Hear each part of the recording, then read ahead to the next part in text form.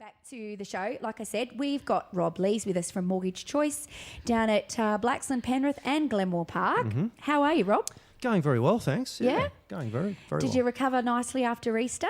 Yeah, it was a really good break. Really enjoyed it. I think what I enjoyed is the emails stopped and the phone stopped for 4 days, and that was really cool. I love Easter for that reason. I think it's less stressful than Christmas. That's right. It's kind of just 4 days to chill it was good. Very eat good. chocolate and hot crust buns. Yeah. Well, for the whole 4 days. Which I'm still paying for. Aren't we all? So, Rob, what do you want to chat about today? Yeah, what are you thinking? I just thought in the context of the Royal Commission into the banks, a lot of the stuff that's coming out of the media there, I thought we'd talk about the role of a mortgage broker. Yeah, sounds like a good idea. What is it we do, how we get paid, what you can expect from a mortgage broker. I guess the thing is, and maybe I'm more sensitive, as you are too, Peter, to some of the stuff that's coming out of this inquiry, but some of it's really quite unsettling. I'm not sure where it's all going to lead. I'm a little concerned that they're going to get it right. Well, my concern is I'll get it wrong in terms of what that means for us and for consumers as well. And, just some of the negativity. Sometimes it really pushes my buttons. Yeah, and kind of makes me a little angry. And I think it's also about the fact that it was meant to be into banks, and it seems to have whether the lines have blurred slightly, because I think what people may not understand is each of the banks had their own mortgage brokers. Well, the banks had their own independent introducers. Which is what is that? Because this is where people are getting very confused. So what would we say an introducer is? It's a mobile lender that the bank might have that might compete with mortgage brokers. Yeah. So they're self-employed. They may be self-employed, mobile lenders. Or even where I think some of the banks had relationships that they were called. Or they might own a mortgage broker, like CBA's got an ownership over Aussie. Yep. And so a lot of the banks recognising that there's value in this type of business are starting to get some ownership over some of the big brokerage groups. Yeah. So would that introducer or relationship manager or whatever we want to call them, who are mobile and you might be driving around in a bank car and labelled with the bank symbols, would they still have the same qualifications as a mortgage broker? Or are they just employees to drum up work? Well, again, it might be different from bank to bank. I don't know a lot about them, but I do know the banks have self-employed mobile lenders that are running a business just like us.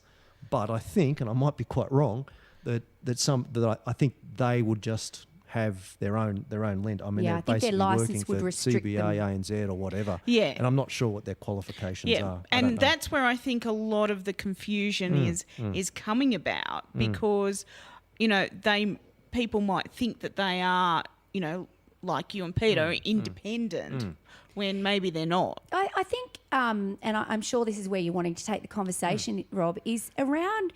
I know negativity drives conversation, but there are more good stories that brokers do than there are bad. You get bad in every industry. We all know that. Well, that's right. And I think that's the disturbing thing, that all that comes out is the negativity about it. And I suppose it's just like, I'm proud of the work we do. I'm really proud of the work we do. And I see so many satisfied clients. For me, the thing that drives me is it's about just being client focused, bringing out the best outcomes for clients. And I suppose these Royal Commissions don't report on any of those sorts of stories. No. And I kind of understand that's how it is in an adversarial kind of context, as it is when you bring in lawyers, Catherine. The focus of a Royal Commission, though, is a bit different because it's not meant to be that adversarial. It's meant to be, like an inquest in a sense. That looks at both sides. Because it does. That's what it feels like from our perspective, doesn't it, Rob? That it's not necessarily looking at it at both sides. It seems to be that our industry in particular is getting dragged through the mud. Yeah, and I think to some extent the banks I've heard a few people say, throwing the brokers under the bus, so to speak. And that really hasn't been fair either. I think the thing is, what do brokers do? Let's talk about that. Our role is to act on behalf of our clients. Our role is to do the best for our clients, even though that's not legally mandated in terms of we've got to make sure the loan's not not inappropriate. However, our role is to act on behalf of our clients to arrange the loan that is best for them and in accordance with their goals and objectives. And part of that is the advice that we bring to it, not only in terms of structure, but even before that, what is it that you need to do in order to qualify for your loan? And sometimes that's a very long conversation to get to that point. And then when they do get to that point, we advise on the best lender and product that's going to suit their needs. And we look after the application, take it through to settlement. And we're there beyond the loan as well once it settles for ongoing advice. I don't know about you, Peter, but I get these little one-line emails from people. I noticed before I went to bed last night, there's about 3 of them there. Can I do this? Can I do that? And I just run numbers. I'm not writing a loan. No. But I'm just doing this sort of stuff for people. Or it might be one of them was actually, can you get me a better interest rate? And I'll just put in a pricing request with their particular We're bank. doing loads of that So at the moment. there's a whole lot of things that we do that, and that's what we should do, and we're happy to do it. But it's beyond the loan settlement. We're paid an upfront commission. We're paid a trailing commission. Part of that trailing commission is ongoing service. We look after the client for life, and that relationship is very important too. That's what we do. Yeah. And for I think the that client, key word there's- there, relationship, is really Absolutely. valuable, isn't it? Yeah. And that's what we want. We want them to come to us for everything. We want to be their advisor when it comes to finance. And if you don't do a good job by that customer, Yeah. that customer's not going to refer their that's brother right. and sister and That's neighbour right. and That's right. colleague and all the rest of it, is it? And Yeah. that's how you build a business. Is Absolutely. all And it around just so much of relationships. it comes through referrals. And I think, sometimes I wonder with some of these guys in the Royal Commission, have they used the service of a broker? Yeah. Because I think they'd be blown away. Like, why would you go direct to the bank when they're just acting for the bank, whereas the broker's acting for the client? Yeah. And we've got a whole range of products and services to advise on. To advise on in terms of the what's competitive. Even when we're putting in pricing requests, I did one last night and just put in what the best offer was with an alternate lender. Yeah. And I do that before I start looking at Yeah. refinancing. Yeah. Because it may be they don't need to refinance because we get them a better rate with the current lender. I think where a lot of the confusion comes in is because people don't pay generally, and they really shouldn't need to. I know Yep. there are brokers out there that charge, but because brokers are remunerated by way of commission.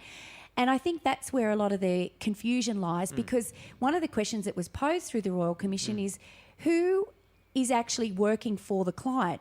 Because the argument is that because the bank are paying the commission, that they're only buying a product. They're not actually, because they're not paying the broker, they're not paying for the service. But I think the industry works really well in that regards, because most brokerages don't, it doesn't matter whether you recommend CBA or NAB, absolutely, and yeah. it actually doesn't really matter who your brokerage is owned by, because they're getting a part of, if you're owned by CBA, then CBA is getting a piece of the NAB loan or the ANZ loan that you that's write. right. So- I mean, Mortgage Choice, I don't know about your payment structure, but ours, we're paid the same regardless of the lender. It's a little bit of variance between each lender. They pay that to Mortgage Choice, but as far as what we get, it's the same. So your job is to find the solution. That's right, and we're not focused. Yeah. There's no reason to be focused on how much we get paid. Because you just want to be it's paid paid. the So you same. want to get the That's right. solution. You want to lodge Yeah. it first time, get it right, Yep. have a happy customer who refers their friends and family. That's right. But there must be, for the commission to be there, there obviously Look, are think submissions. I think the issues they've identified is that if we're paid on the loan size, that we're incentivised to write bigger loans. So Which I think out west we just laugh at that, don't we? it is ridiculous, but that's where they're coming from, saying, "Hey, you're going to be incentivised to do that," and I think they're also questioning the trailing commission, and I couldn't run the business if we were only paid an upfront commission. No. I couldn't. I'd have a loss. But you couldn't do all those things that you do for your customers, the pricings, Yeah, the working the all of that. numbers. I think what's going to come out of this, and I'm okay with this actually, is that we're probably going to need to document what we do for our clients to justify that ongoing commission. I'm sure and, you already and it's a do bit that. like that with financial planning. Yeah, We've got to do an annual exactly. review. And I think that's one of the things that will come out. So it's going to be more paperwork. I mean, Yep. it's in our notes, all Yep. the contact that we've got, Yep. but we're probably going to have to document it and justify it. Yep. The thing that worries me more is the talk about a fee for service, because if there was a fee for service, why How would is you that a go- good why consumer would you- outcome? It's going to be cheaper to go to the bank. Although I think that there probably are cases where we ought to be able to at least offer the fee for service, because some deals I do, I know the client's going to sell the property in a year, and actually what we get paid gets clawed back. Yeah.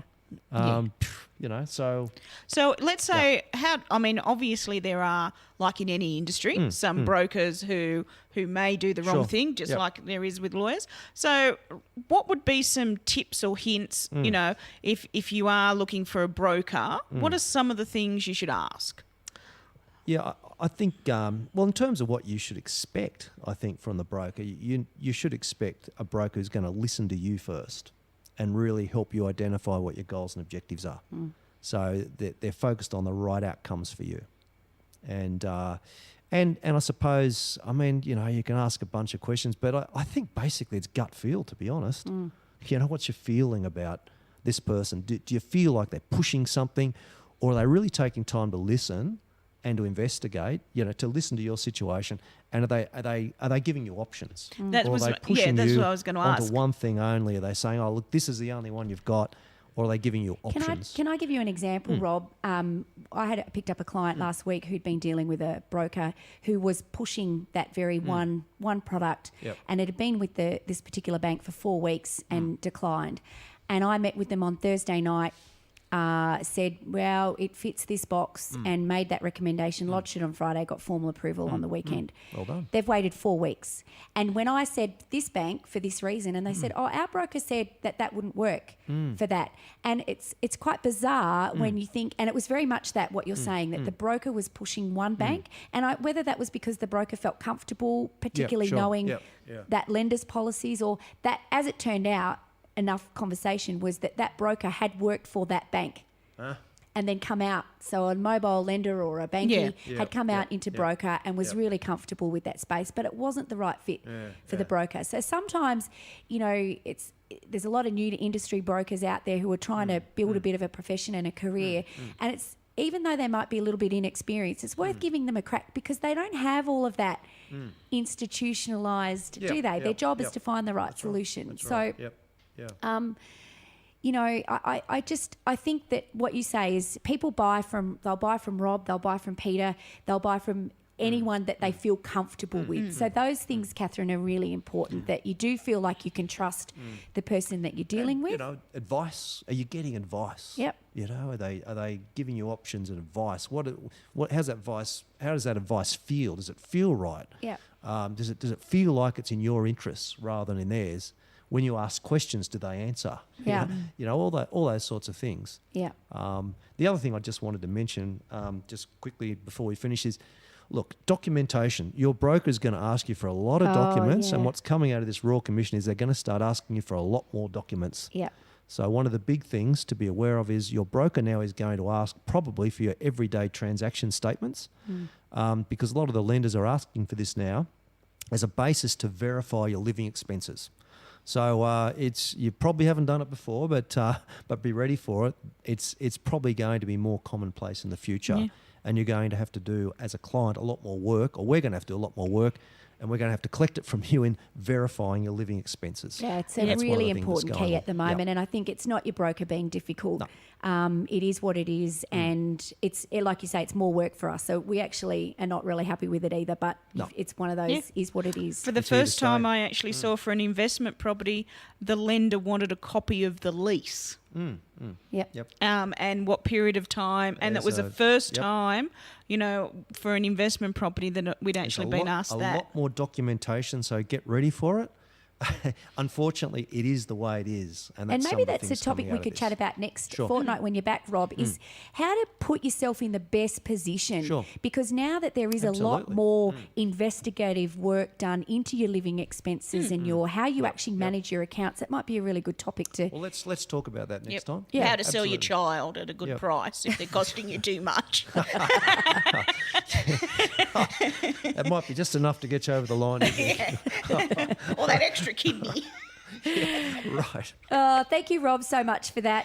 If anyone did want to get some advice around their most appropriate lender or solution for their finance needs, they can pop in or give you a call down there at Blaxland. Yep, 4739-9749. And you've also got, as I mentioned earlier, you've got a place down there Kiosk, next to me at yes, at Penrith. and then the kiosk at Glenmore Park. And we're actually open there Thursday nights and all day Saturday. Oh, good job. So if you do need help on the weekends, we are open. Fantastic. Well done. Thank you, Rob.